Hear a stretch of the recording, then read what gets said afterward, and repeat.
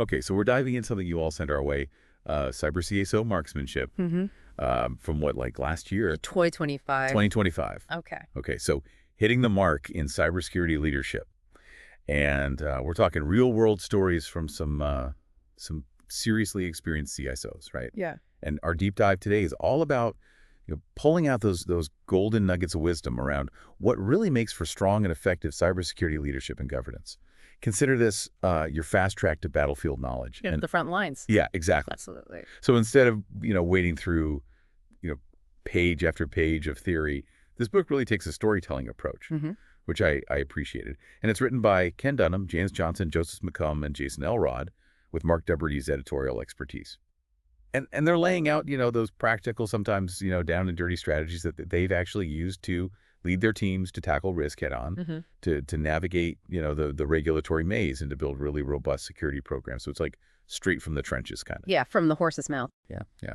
So one thing that jumped out at me right away was the sheer emphasis on leadership itself. Like, it's not just about the bits and bytes, right? No, not at all. It's so much more than that.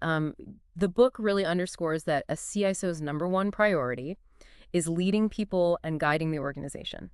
It's about that relentless perseverance, right? Being incredibly adaptable in the face of constantly shifting threats and always hunting for solutions, even when the path forward is kind of murky. Yeah, you got to be scrappy. Yeah, you got to be scrappy. Yeah. Absolutely.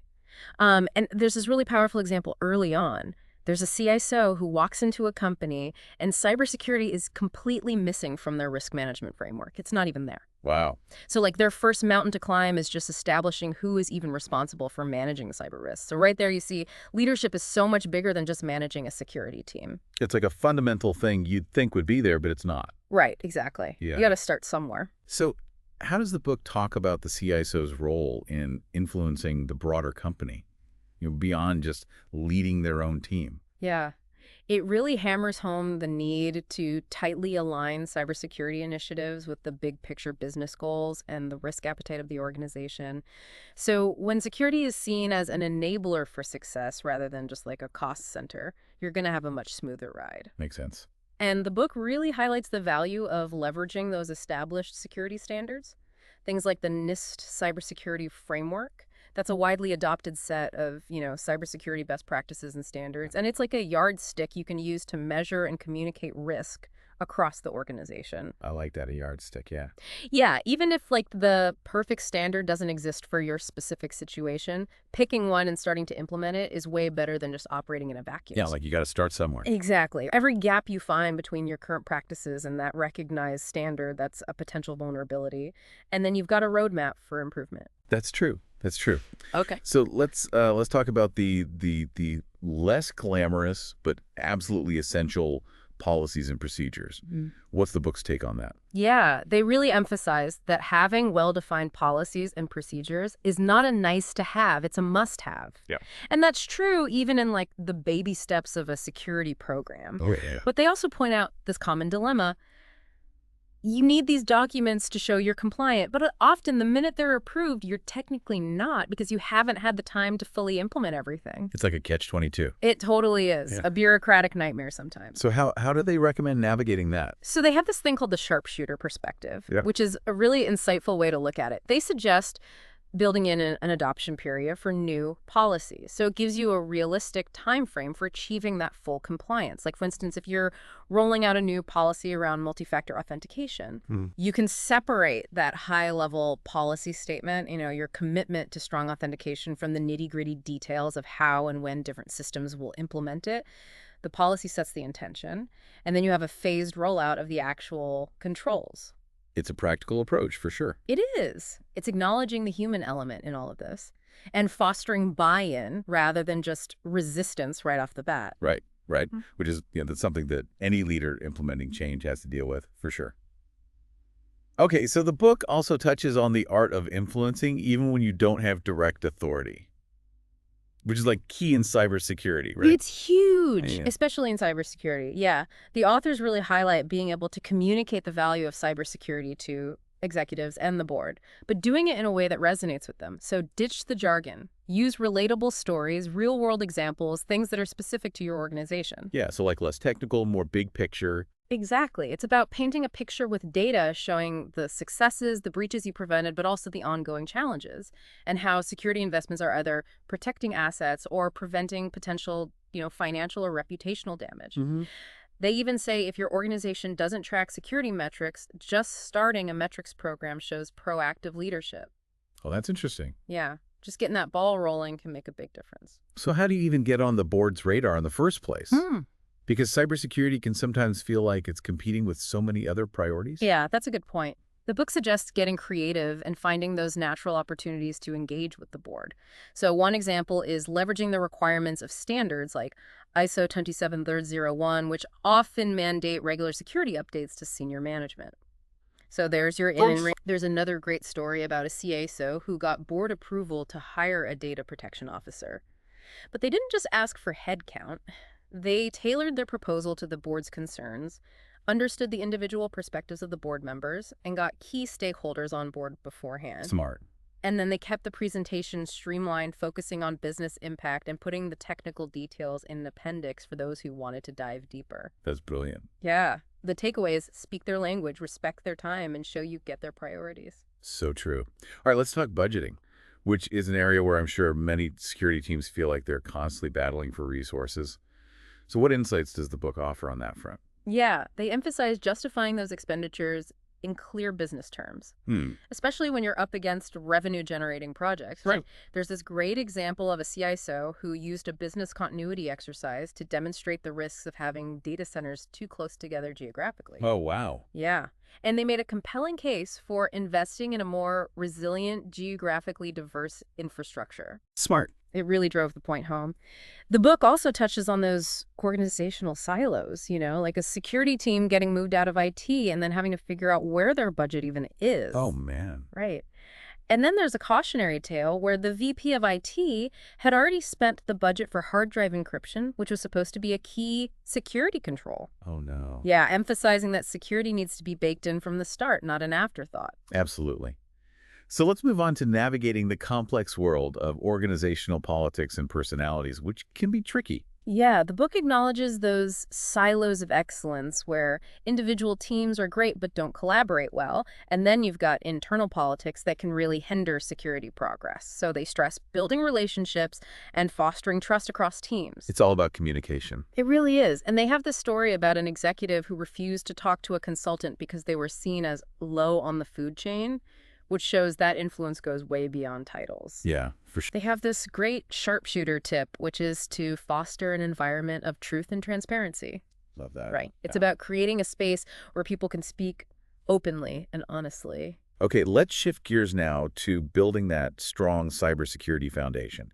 And the book talks about regulatory compliance and insurance requirements, which seem to be getting more complex every day. Oh, yeah, it's a constantly moving target. They highlight the huge impact of GDPR, the EU's data privacy law. And even though it's an EU law, it impacts any organization handling personal data of EU citizens. They also talk about the growing role of cyber insurance and how it influences incident response, especially decisions about ransomware payments. Interesting. There's this kind of funny but scary story about an exec during a ransomware attack asking, "We've got a backup, right?"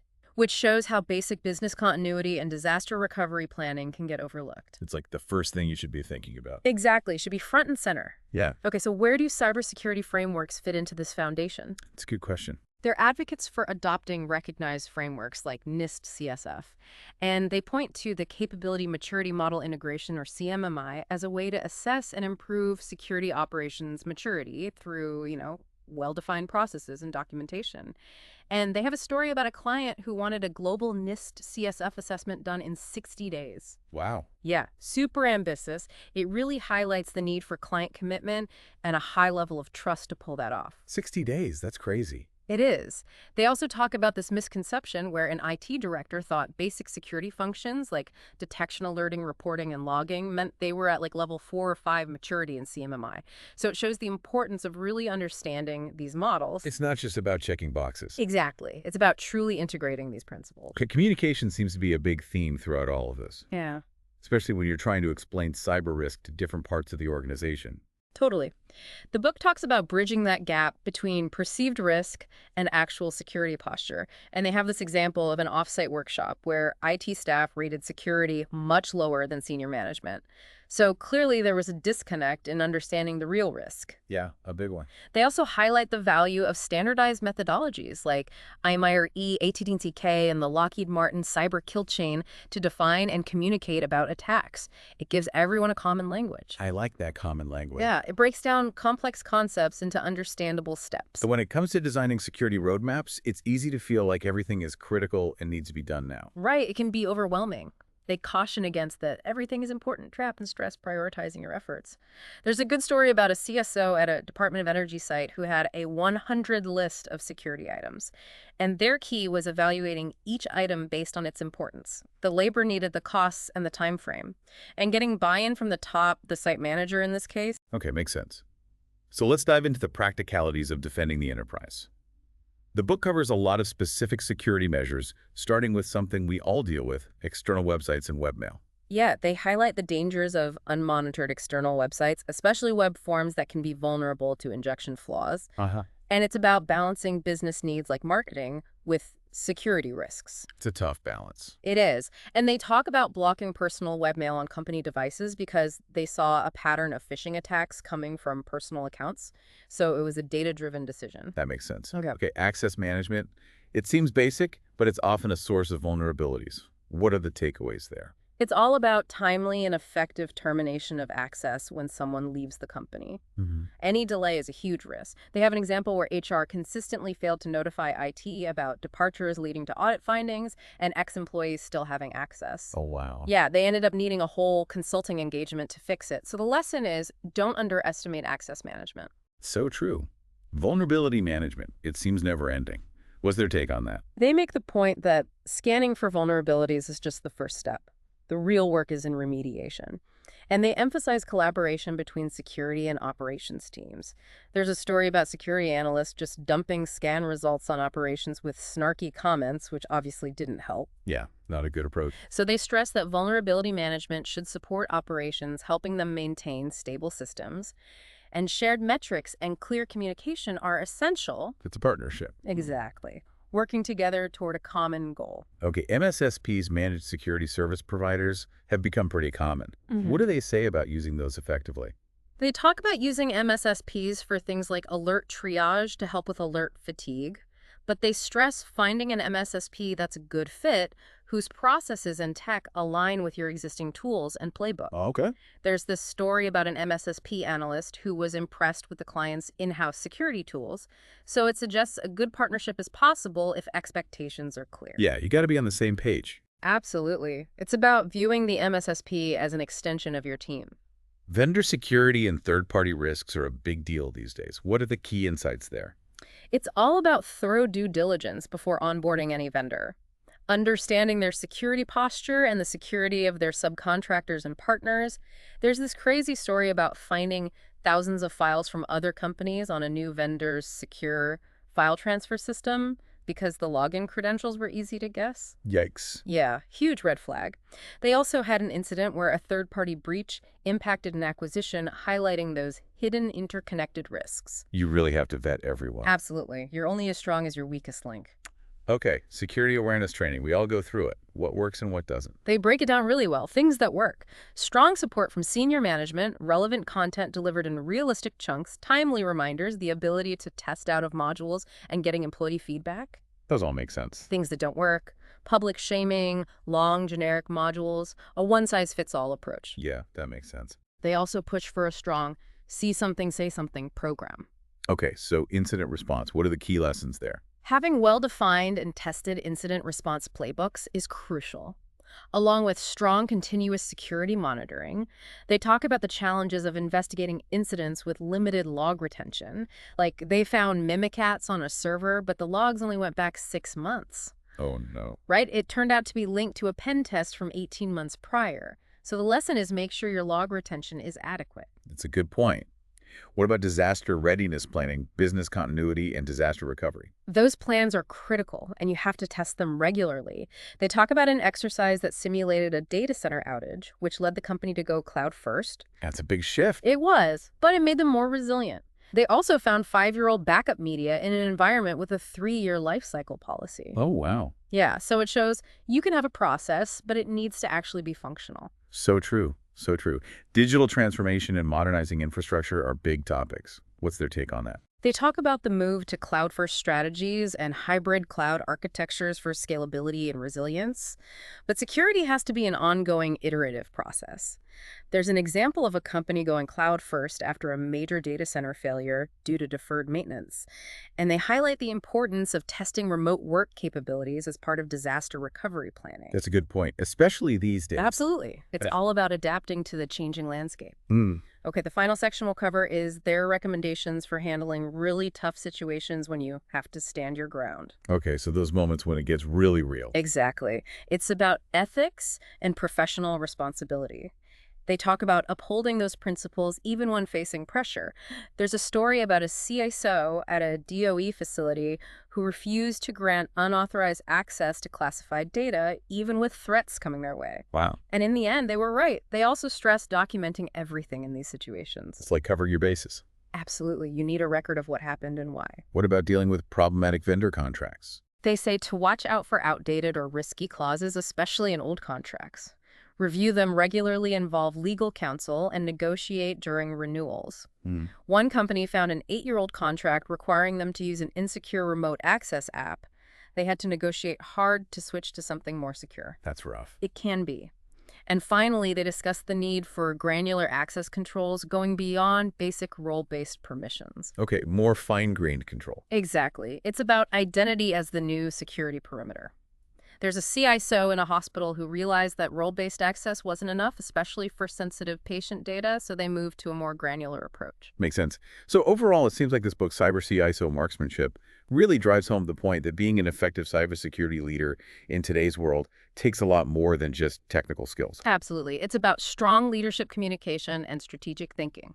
Leading people, building robust programs based on risk and compliance, and constantly learning and adapting. So listeners, we hope this deep dive has given you some valuable insights and maybe even a few aha moments. The real-world stories from these experienced CISOs provide a great shortcut to understanding the complexities of cybersecurity leadership. As you reflect on what we discussed today, consider this. How do you cultivate a security-conscious culture where everyone understands their role in protecting information? It's a journey, and as the book shows, continuous learning and adaptation are key to hitting the mark in cybersecurity leadership. Thanks for joining us on this deep dive into Cyber CISO Marksmanship. Until next time, stay curious, stay secure. And keep hitting the mark. Absolutely. Yeah. All right, folks. Take care. See ya. Bye-bye.